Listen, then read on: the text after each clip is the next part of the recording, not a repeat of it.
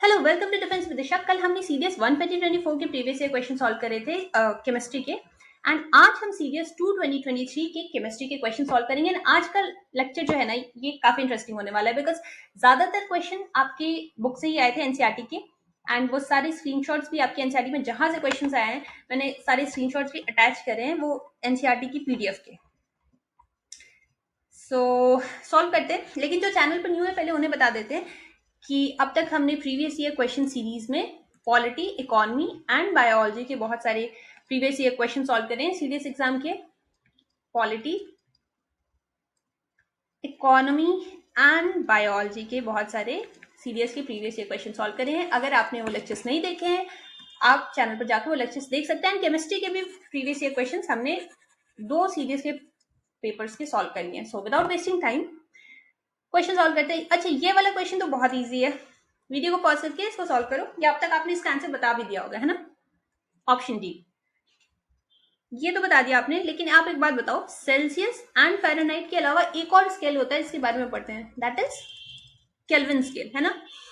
अब Celsius to Kelvin and Fahrenheit, इन scales के जो भी मेजरमेंट्स होते हैं उनको, मतलब ये जो फॉर्मूलाज हैं, क्या कहते हैं उसको, कन्वर्ट करने के, हाँ, इनको कन्वर्ट करने के जो फॉर्मूलेज है वो आपको पता होना चाहिए। केल्विन सेंटीग्रेड, इसका ये फॉर्मूला होता है K=C+273+15, हाँ, ये इसका फॉर्मूला होता है। एंड फ़ारेनहाइट एंड सेल्सियस का तो फॉर्मूला आपको यहाँ पे मिल ही गया है। इसके साथ एक फॉर्मूला और होता है, that is Celsius to Fahrenheit का, बट वो अगर आप डायरेक्ट याद रखते हो तो एग्जाम में काम आ जाता है, नहीं तो कंफ्यूज, अगर आप मेरी तरह कंफ्यूज हो जाते हो तो कोई भी एक फॉर्मूला याद रखो, या तो ये फॉर्मूला याद रखो या फिर सेल्सियस टू फ़ारेनहाइट वाला याद रखो, और एक ये फॉर्मूला, ठीक है। एक पॉइंट और बताना था आपको यहाँ पे कि सेल्सियस में जब हम बात करते हैं तो वाटर का फ्रीजिंग पॉइंट कितने डिग्री पर होता है, 0 डिग्री सेंटीग्रेड पे, and boiling point 100 degree centigrade पे। फ़ारेनहाइट में क्या होता है, फ़ारेनहाइट में फ्रीजिंग पॉइंट होता है 32 degree Fahrenheit and boiling point 202 degree Fahrenheit. And similarly kelvin की अगर बात करें तो केल्विन में क्या होता है, 273.15 केल्विन एंड 373.15 केल्विन रिस्पेक्टिवली। ये फ्रीजिंग पॉइंट वाटर का एंड ये बॉइलिंग पॉइंट वाटर का। समझ में आ गया। अब ये एक क्वेश्चन है, लेकिन इससे पहले ना हम एनसीईआरटी वाले क्वेश्चन सॉल्व करते हैं। During whitewashing of walls, slake lime reacts slowly with carbon dioxide in air to form a thin layer of calcium carbonate on the walls. Which of the following reactions represents this correctly? जल्दी से बताओ, इससे related कोई question हमने previous year question में solve किया था क्या, मतलब अभी इसी प्रीवियस ईयर क्वेश्चन की सीरीज में मैंने आपको बोला था कि स्लेक लाइन और इससे रिलेटेड जो भी फॉर्मूलाज है वो आप अच्छे से याद कर लेना। ये वाला क्वेश्चन था, देखो ये क्वेश्चन कौन से ईयर में आया था, सीडीएस 2 2024 का क्वेश्चन है। लोग सीडीएस 2 2024 का क्वेश्चन। तो जो लोग ये पूछते रहते हैं ना कि प्रीवियस ईयर क्वेश्चन से डायरेक्ट क्वेश्चंस आते हैं कि नहीं आते हैं, मैं बहुत बार ये चीज रिपीट कर चुकी हूँ, इस बात को फिर से रिपीट कर रही हूँ कि प्रीवियस ईयर क्वेश्चन से थीम को समझने की कोशिश करो। यूपीएससी एग्जैक्टली कहाँ से क्वेश्चन पूछ रही है आपसे, कौन से इंपॉर्टेंट टॉपिक है, ये समझने की कोशिश करो, बजाय इसके कि डायरेक्ट क्वेश्चन आ रहे हैं या नहीं आ रहे। अब ये जो क्वेश्चन है इसका आंसर बताओ, अब तक आपने सॉल्व कर ही लिया होगा, जल्दी से बताओ इसका answer. Exactly option D is the right answer. लेकिन ये क्वेश्चन आया कहां से, आपकी बुक से। ये आपके बुक का स्क्रीनशॉट है, देखो ये quick line H2O slaked lime, ये वाला रिएक्शन है। देन इसके बाद बाकी रिएक्शंस भी हैं जो आपसे एग्जाम में पूछा, calcium hydroxide, carbon dioxide, calcium carbonate and H2O। आपसे ऑप्शंस में ये दिया है क्या, देखो तो सेम रिएक्शन है, ये वाला रिएक्शन जो है सेम रिएक्शन पूछा ना, ठीक है। नेक्स्ट क्वेश्चन, ये भी आपके बुक से, और ये तो मतलब इतना इंटरेस्टिंग क्वेश्चन है ना, क्योंकि यहाँ पर आपको केमिकल इक्वेशन बैलेंस करने के लिए कहा गया है। अगर आपको केमिकल इक्वेशन बैलेंस करने आता है, वेरी गुड, नहीं आता है मैं अभी सिखा दूंगी आपको। लेकिन इंटरेस्टिंग क्यों है, इंटरेस्टिंग इसलिए क्योंकि आपसे यूपीएससी ने ये भी एक्सपेक्ट नहीं करा कि आपको ये बैलेंस करने आता है या नहीं। डायरेक्ट एग्जाम्पल, ये एग्जाम्पल देखो, वेट, हाँ, ये एग्जाम्पल देखो, आपकी एनसीईआरटी से डायरेक्ट उठा के पूछ दिया है यार, कि देखो 3Fe plus 4H2O plus Fe3O4, and यहाँ देखो ऑप्शन 3Fe, देखो मैं आपको ऑप्शन मैच कराती हूँ, 3Fe plus 4H2O Fe3O4 plus 4H2, option C is the correct one. अगर आपको ये भी याद था ना, आपने पढ़ा था, वैसे इतना याद कोई नहीं रखता, हाँ मुझे पता है इतना याद कोई नहीं रखता, इतना रट के कोई नहीं जाता, आपको केमिकल इक्वेशन बैलेंस करने आने चाहिए। लेकिन मुझे ये बहुत ही इंटरेस्टिंग लगा कि अगर किसी को नहीं भी आता है, किसी को रटने में महारत है ना, तो वो भी इंसान ये सॉल्व करके आया होगा। लेकिन आपको रटने की जरूरत नहीं है, मैं आपको बैलेंस करना है ये केमिकल इक्वेशन सिखा देती हूँ। कैसे बैलेंस करेंगे? केमिकल इक्वेशन बैलेंस करने के लिए हमें क्या करना होता है कि यहाँ पे ये देखना होता है कि जो भी एटम्स है ना, number of atoms of these elements, ये before reaction and after reaction equal होने चाहिए। मतलब ये law of conservation of mass, law of conservation of mass आपने पढ़ा होगा, law of conservation of mass, इसका क्या मतलब होता है? Mass is neither created not destroyed in a chemical reaction. Create भी नहीं होता मास एंड डिस्ट्रॉय भी नहीं होता केमिकल रिएक्शन में।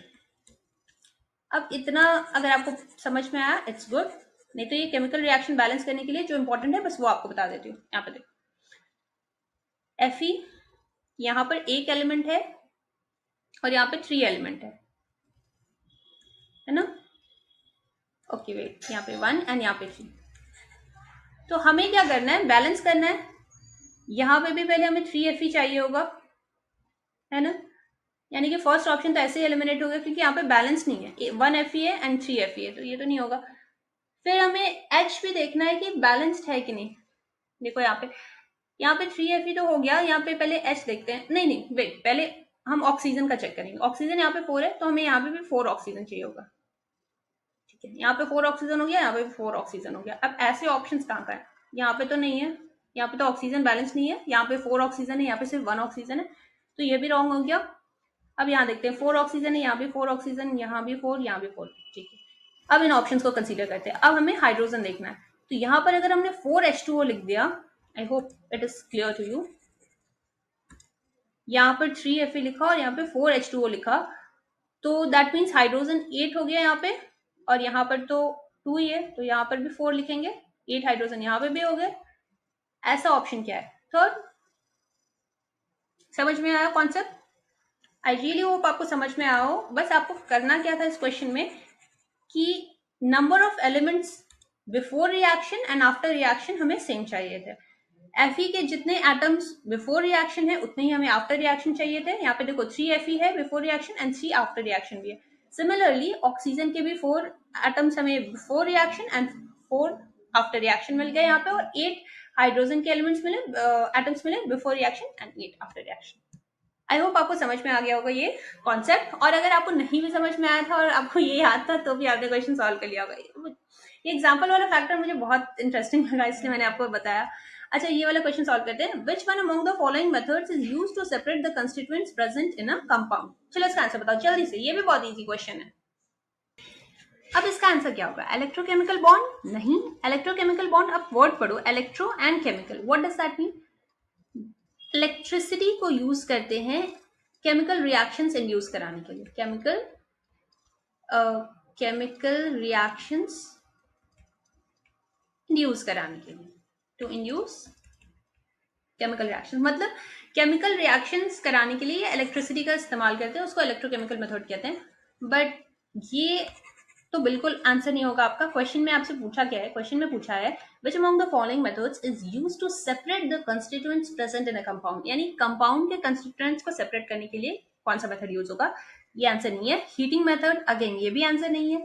Decomposition followed by ion exchange, decomposition तो बिल्कुल नहीं हो सकता है आंसर, और आयन एक्सचेंज नहीं, ये भी आंसर नहीं है। Fractional distillation is the answer. अगर किसी कंपाउंड के कंस्टिट्यूएंट्स को आपको सेपरेट करना है तो इसका मतलब ये थोड़ा होता है कि आप उसको कंपाउंड को ही डिकम्पोज करा दोगे। डिकम्पोज कराने का मतलब पता है ना आपको? जैसे डिकम्पोज हम जनरली यूज करते हैं डिकम्पोज एंड डीके के केस में। ह्यूमस आपने पढ़ा होगा, ज्योग्राफी में पढ़ा होगा। क्या होता है ह्यूमस, बताओ?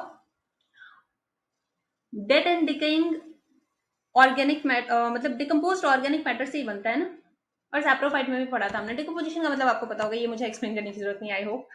चलो नेक्स्ट पे हम मूव ऑन करते हैं। Next question, in which one of the following cases do both physical and chemical changes take place?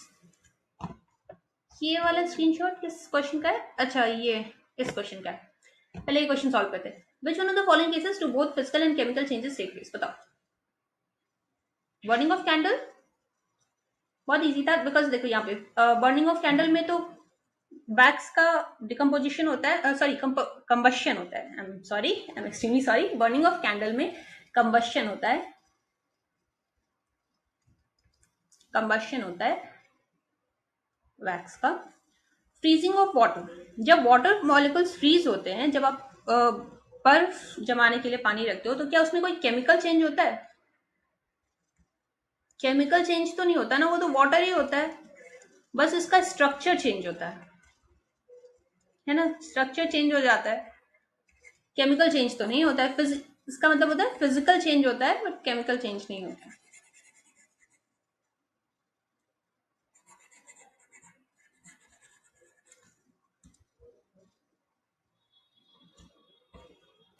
और नेक्स्ट ऑप्शन क्या है? Cooking of food.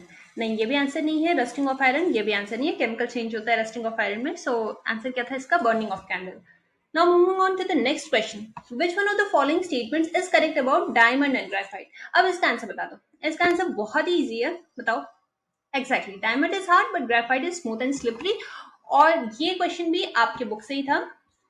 एग्जैक्ट ये लाइन भी है आपके बुक में, diamond is the hardest substance non while graphite is smooth and slippery. ये आपकी एनसीईआरटी बुक का स्टेटमेंट है, आप यहाँ पढ़ सकते हो। और अगर आपने ये चैप्टर रिवाइज नहीं किया है या ये टॉपिक रिवाइज नहीं किया है, रिवाइज आपने किया होगा मुझे पता है, बट फिर भी आप वीडियो को पॉज करके एक बार ये पढ़ भी सकते हो। Now next question, which one among the following substances is a compound? ये क्वेश्चन भी आपके बुक से, मतलब ये एग्जांपल्स जो है ये भी आपके बुक से है। पहले आप आंसर बताओ उसका, विच one among the following substances is a compound? और यहां से चीटिंग मत करना, आंसर बताओ। कंपाउंड कौन सा है इन चारों में से, ये पूछा है। Exactly, sugar is the correct answer. और अगर आप यहाँ से एग्जाम्पल्स अपने बुक के मैच कर रहे हो, तो फिर कंपाउंड्स की एग्जाम्पल्स यहाँ पे देखो क्या दिए, water, methane, sugar, salt etcetera. तो आपसे एग्जैक्टली आपके बुक के एग्जाम्पल से क्वेश्चन है, तो आपकी एनसीईआरटी बुक आपके एग्जाम के लिए कितनी इंपॉर्टेंट है मुझे बताने की जरूरत नहीं है। What is the total number of naturally occurring elements? अच्छा, उससे पहले कंपाउंड आपसे पूछा ना, कंपाउंड का डेफिनेशन भी यहाँ पर आपकी एनसीईआरटी का ये स्क्रीनशॉट है, आप वीडियो को पॉज करके ये भी पढ़ सकते हैं, एंड ये आपके एनसीईआरटी के सारे स्क्रीनशॉट्स हैं। हाँ, तो अब next question, what is the total number of naturally occurring elements? बताओ इसका आंसर क्या है, जल्दी से बताओ। नेचुरली ऑकरिंग पूछा है, ये ध्यान देना, पीरियोडिक टेबल में जितने एलिमेंट्स है सबके बारे में आपको नहीं बताना है, सिर्फ जो नेचुरली ऑकरिंग है। 94 यहाँ पर इसका आंसर है। और एक बात बताओ, टोटल एलिमेंट्स कितने हैं हमारे पीरियोडिक टेबल में? यहाँ पर तो हमने नेचुरली ऑकरिंग यहाँ पे पूछा है ना आपसे, लेकिन अगर टोटल एलिमेंट्स पूछे कि पीरियोडिक टेबल में कितने हैं, तो कितने हैं? That's 118, that's 118। चलो ठीक है, ये तो आपसे पूछा नहीं एग्जाम में, सिर्फ नेचुरली ऑकरिंग पूछा था, तो वो हमने सॉल्व कर लिया। नेक्स्ट क्वेश्चन, और कोई क्वेश्चन इधर नहीं बचा? नहीं। Next question, which one of the following statements regarding acids is not correct? ये क्वेश्चन हमने बायोलॉजी के प्रीवियस ईयर सॉल्व करते वक्त भी सॉल्व करा था, लेकिन उस लेक्चर में हमने ये चार्ट इंक्लूड नहीं करा था, इसीलिए इस लेक्चर में इस क्वेश्चन को ऐड कर लिया। इसका आंसर बता दो फास्ट।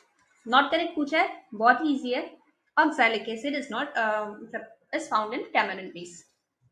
ओके, सारे स्टेटमेंट्स मैंने आपको पहले भी एक्सप्लेन कर रखे हैं। Hydrochloric acid is found in the gastric juice secreted by the stomach. Acetic acid, vinegar, यहाँ पे देखो acetic acid, vinegar, lemon and orange juices contain citric and ascorbic acid respectively, correct है। और ऑक्सैलिक एसिड कहाँ पे मिलता है? Tomato. सो ये सारे प्रीवियस ईयर क्वेश्चन हमने कंप्लीट कर लिए। अब नेक्स्ट प्रीवियस ईयर क्वेश्चन जो हम नेक्स्ट लेक्चर में सॉल्व करेंगे, that is of CDS 1 2023 chemistry. अच्छा, ये क्वेश्चन देखो, ये क्वेश्चन अगेन सेम टॉपिक से, quick lime, white washing of walls, ये सेम टॉपिक आपसे सीडीएस 1 2023 में भी पूछा, देन ये इस वाले प्रीवियस ईयर क्वेश्चन में दैट इज सीडीएस 2 2023 में भी, और हमने 2024 में भी ये टॉपिक प्रीवियस ईयर क्वेश्चन में सॉल्व करा था। और ये प्रीवियस ईयर क्वेश्चन सॉल्व करने के पीछे अगेन रीजन यही है कि आपको इंपॉर्टेंट थीम्स पता चले, और ये एनसीईआरटी की जो स्क्रीनशॉट्स मैंने अटैच करी है आपको एनसीईआरटी की इंपॉर्टेंस वापस से याद दिलाने के लिए कि अगर आप रिविजन, आप गलती से अगर आपकी रिविजन अभी कंप्लीट नहीं हुई होगी या कुछ एग्जाम्पल्स वगैरह आपको याद नहीं होंगे तो वो प्लीज याद कर लेना। और नेक्स्ट लेक्चर में मिलते हैं, ये सारे क्वेश्चन फिर सॉल्व करते हैं। Bye bye.